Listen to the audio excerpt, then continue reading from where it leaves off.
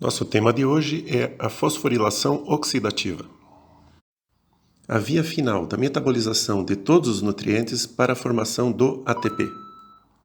Se as organelas possuíssem ações nas bolsas de valores, apostaria fácil quase todo meu dinheiro nas mitocôndrias, pensando no futuro que essas organelas terão no descobrimento de tratamentos de doenças. A célula inteira fica de olho no medidor de combustível com informações vindas das mitocôndrias, para realizar todas as funções celulares necessárias. O funcionamento da fosforilação oxidativa dentro da mitocôndria tem muita semelhança com o funcionamento de uma usina hidrelétrica. Um conceito bom de lembrar é que toda a literatura de origem inglesa fala de respiração como a respiração celular, ou seja, aquela que acontece na mitocôndria. Quais as forças que impulsionam o oxigênio em direção à mitocôndria? A primeira delas é a pressão parcial de oxigênio, que nos capilares gira em torno de 40 mm de Hg e no interior da mitocôndria perto de 1 mm de Hg. A outra é a diferença do km, ou a avidez da molécula enzimática ou proteica pelo oxigênio. O km da enzima citocromoxidase da fosforilação é muito menor do que o km da hemoglobina. Portanto, a citocromoxidase é muito mais ávida pelo oxigênio do que a hemoglobina. Aonde a energia se mantém estocada dentro das moléculas no organismo? Quase nada na glicose sanguínea. Já no glicogênio, os polímeros de glicose, a quantidade é muito maior, tanto no músculo quanto no fígado. Mas é comparativamente muito menor do que a energia estocada nas moléculas lipídicas do tecido adiposo. E o que chama atenção é a quantidade grande de energia de reserva dentro das proteínas musculares. Essas de potencial ação muito mais alongada do que o próprio glicogênio. Onde o oxigênio é utilizado no organismo?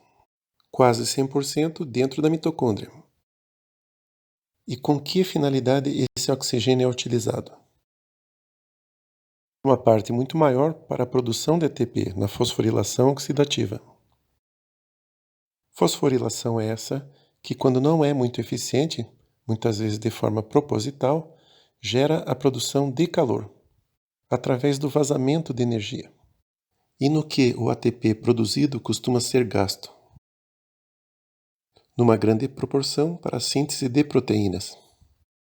Um outro gasto importante é a manutenção da bomba sódio-potássio, que, em última análise, é o que mantém o potencial de membrana pelo organismo inteiro. E grande parte é gasta com a síntese de outras moléculas, como a nova glicose, a ureia, o RNA e outras. Cada órgão, no entanto, tem o seu gasto energético específico. O fígado, por exemplo, gasta muita energia na transformação de moléculas e na síntese, mas especialmente na síntese da nova glicose. Rins e cérebro lidam muito com as transformações iônicas, por isso a bomba sódio-potássio consome muito da sua energia. O músculo cardíaco gasta quase metade da sua energia na constante contração muscular. Já no músculo esquelético, boa parte do gasto energético se faz para a contração muscular com a intenção de produzir calor. Sem se entender a localização, não se pode compreender a fosforilação. As enzimas da fosforilação estão voltadas para dentro da matriz mitocondrial, porque é ali onde são gerados os prótons que são bombeados para o espaço intermembranar. E a sua consistência é de gel, com pH flutuante refletindo tanto as reações no seu meio interno quanto o pH do próprio citoplasma, já que há algum tráfico de prótons entre o citoplasma e a mitocôndria. Mas como é de verdade a fosforilação oxidativa? Como ela acontece? Começa com a chegada dos carreadores de elétrons NADH e FADH2, trazendo seus elétrons obtidos da oxidação das moléculas proteicas e lipídicas no ciclo de Krebs, ou da glicose na glicólise. Essa glicose, tanto a glicose direta quanto aquela transformada pela gliconeogênese.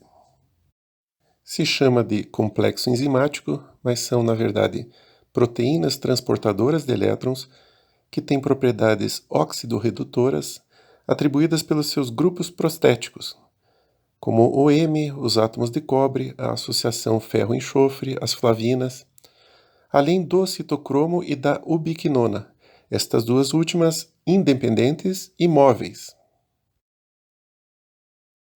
Complexo 1, chamado de NADH desidrogenase, porque tem nele a sua enzima que oxida o NAD reduzido e leva o elétron para dentro do sistema. Complexo 2, chamado de succinato desidrogenase, a mesma enzima presente no ciclo de Krebs, da transformação do succinato ao fumarato, e que oxida o FAD reduzido, levando também o seu elétron para dentro do sistema. Complexo 3 de nome um pouco mais complicado porque une as duas formas móveis na membrana mitocondrial. Chama-se ubiquinol citocromo C oxidorredutase, porque utiliza os elétrons vindos da ubiquinona reduzida, chamada agora de ubiquinol, e repassa esses elétrons para o citocromo C, que será então ele reduzido. Complexo 4, chamado de citocromo C oxidase, porque justamente oxida o citocromo C que aporta nesse quarto complexo. É aí que entra a molécula de oxigênio que, após receber os elétrons vindos dos outros complexos da fosforilação, termina por ser ela reduzida, se transformando em água. A ATP sintase muitas vezes é referida como quinto complexo, embora se trate de um complexo molecular totalmente diverso dos outros. A ubiquinona recebendo elétrons tanto do complexo 1 quanto do complexo 2. A ubiquinona recebe elétrons dos complexos 1 e 2. Composta de um anel benzênico numa extremidade e uma longa cauda carbônica, faz o tráfego de elétrons dos complexos 1 e 2 para o complexo 3, pela capacidade de transitar livremente pelos fosfolipídios da membrana mitocondrial interna. A ubiquinona pode ter seus níveis perigosamente diminuídos com o uso das estatinas, medicações usadas para reduzir os níveis de colesterol.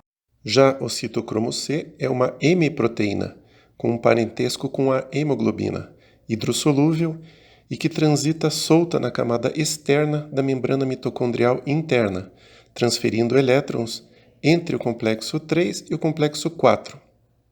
Como curiosidade, o citocromo tem papel importante na morte celular por apoptose.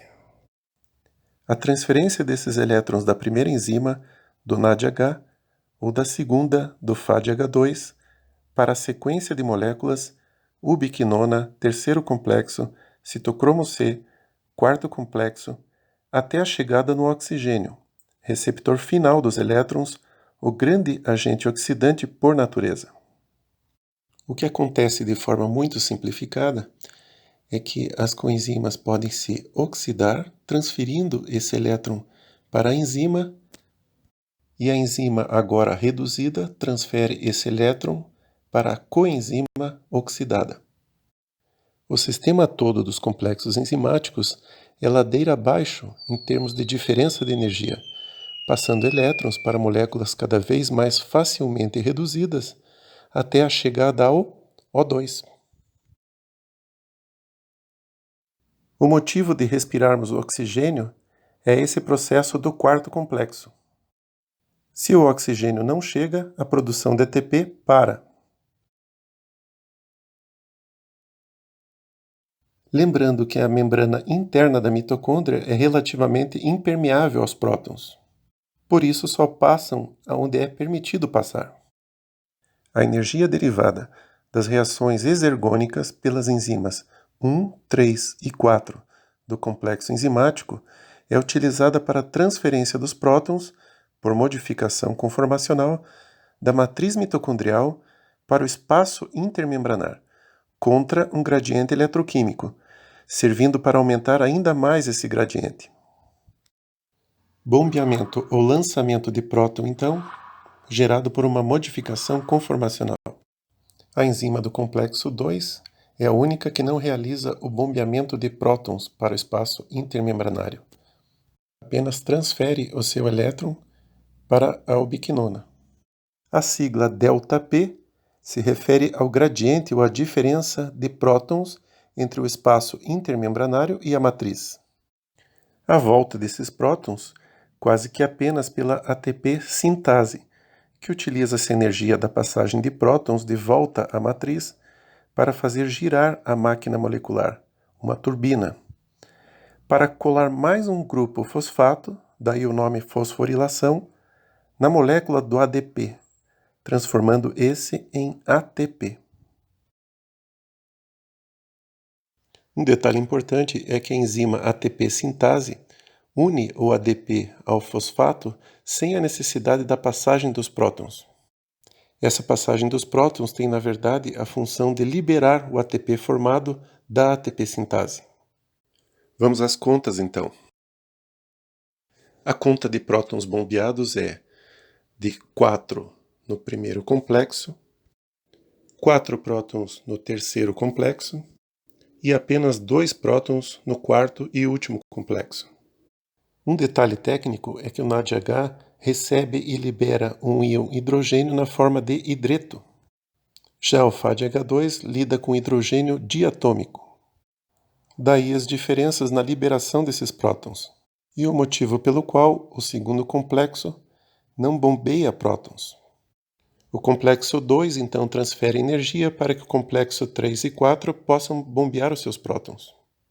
E na estequiometria final, temos que a oxidação completa do NADH rende um tanto a mais do que a oxidação completa do FADH2. Ambas reações curva abaixo em termos de energia. Ambas reações, então, exergônicas. O valor menor do FADH2 pelo fato de entrar no segundo complexo, curto-circuitando o primeiro complexo. Já a geração do ATP a partir do ADP e do fosfato inorgânico tem a conta levemente endergônica. Mas com todo esse trabalho, dá para fazer de outro jeito? Dá, através da fosforilação ao nível do substrato, feito 2 vezes na glicólise e 1 vez no ciclo de Krebs. Prótons podem voltar para a matriz por outros caminhos que não a ATP sintase. Esse é o tal vazamento de prótons, que pode ser espontâneo ou regulado. A aparente maior finalidade desse vazamento de prótons é o de produzir calor. E por onde acontece esse vazamento de prótons? Na maioria das vezes, pela ANT, ou translocase ADP-ATP, que é o canal por onde a molécula de ADP entra na mitocôndria para ser trocada pela molécula recém-produzida de ATP. Mas ainda a proteína chamada de UCP, proteína desacopladora, termogenina. Esta proteína, mais presente no chamado tecido adiposo marrom, também desacopla a produção do ATP, gerando essa perda de prótons e produzindo calor. Os mecanismos de ação ainda são desconhecidos, mas envolvem provavelmente a mudança dos ácidos graxos dos fosfolipídios da membrana interna mitocondrial. Semelhante ao motor do carro que, quando produz energia de forma incorreta, esquenta. Esse vazamento pode ocorrer em até 50% no músculo esquelético e é responsável pelas variações nas taxas metabólicas basais e varia de acordo com índice de massa corpórea, genética, função tiroidiana, etc. Há vazamento de elétrons também, nas enzimas do complexo, principalmente A1 e A3, gerando o superóxido e os radicais livres, até certo ponto com uma função fisiológica. Muitas vezes a ATP sintase revertida na sua ação acidifica o citoplasma, sinalizando a morte celular por apoptose. Retornando à nossa comparação inicial com a usina hidrelétrica, podemos assumir então que as funções da turbina, do gerador e do transformador são realizadas pela ATP sintase. A descida da água, trazendo energia potencial, equivale ao bombeamento de prótons. Já o reservatório inicial pode ser comparado com as moléculas carreadoras NADH e FADH2. E por último, a eletricidade é dada pelo próprio ATP. Obrigado.